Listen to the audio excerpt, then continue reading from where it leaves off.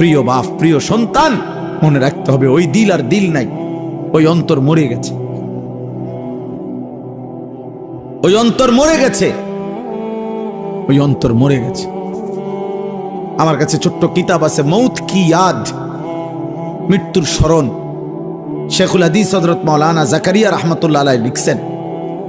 ওই কিতাবের মধ্যে আছে এক বুজুর্গ, ওনার খাদেম সহ দাঁড়িয়েছিলেন শাগরিদ।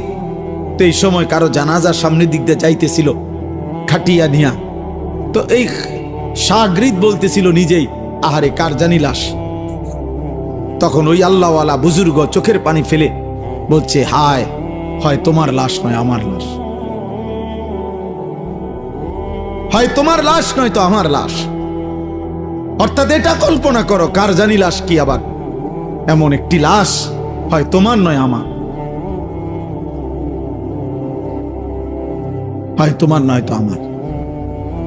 হযরত ওমর রাদিয়াল্লাহু তাআলা আনহু কিতাবে আছে, রিসালাতুল মুস্তারশিদিন কিতাবের শুরুতে আছে, ওমর রাদিয়াল্লাহু তাআলা আনহু বলতেন প্রতিদিন 10.5 বছর তিনি মুসলমানদের খলিফা ছিলেন। প্রতিদিন তিনি বলতেন, কুল্লা ইয়াউমিন ইউকালু মাতা ফুলান মাতা ফুলান ওয়ালা বুদ্দা মিন ইয়াউমিন ইউকালু মাতা উমর। দুনিয়াবাসী শোনো, প্রতিদিন ঘোষণা হয় আজ অমুকের মৃত্যু হলো, অমুকের মৃত্যু হলো। উনি বলতেন, নিশ্চিত থেকো, একদিন ঘোষণা হবে আজ ওমরের মৃত্যু হলো, আজ ওমরের মৃত্যু হলো, আজ ওমরের মৃত্যু।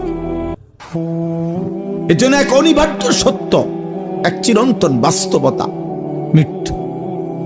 মৃত্যু এটা যার মনে নাই, এটা যে ভুলে যায়, কবর যে ভুলে যায়, আখিরাত যে ভুলে যায়, পরকালকে যে ভুলে যায়, নিজের মৃত্যু পরবর্তী জীবন যে ভুলে যায়, বিশ্বাস করেন বাবা, ভাই, ছেলেরা, তোমরাও মনে রেখো বাপ, ওই জীবন আর কোনো বাধা মানে না, তার জীবনের আর কোনো অর্থ থাকে না। সে তখন জন্তু জানোয়ারের মতো, একটাই বুঝে যে আমার শুধু নগদ দুনিয়া পূরণ করা, নগদ চাহিদা পূরণ করা, এরই নাম আমার জীবন। মৃত্যু ভুলে গেলে, আখিরাত ভুলে গেলে, কবর ভুলে গেলে। অথচ আল্লাহ তাআলা বলছে, বান্দা তুমি যদি ভুলেও যাও, মৃত্যু তোমার আসবেই, কবরে তোমাকে পৌঁছতে হবেই, আখিরাতে তোমাকে যেতে হবে। আলহাকুমুত তাকাসুর হাত্তা যুরতুমুল মাকাবির। আল্লাহ তাআলা বলে, বান্দা